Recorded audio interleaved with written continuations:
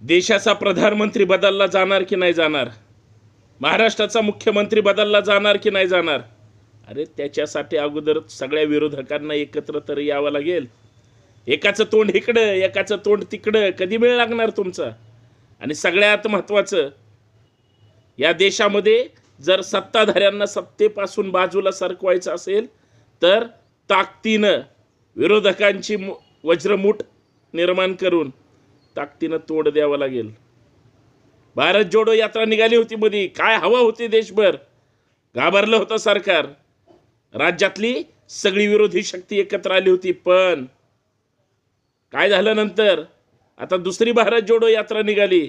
आता हवा टिकवणार का घालवणार?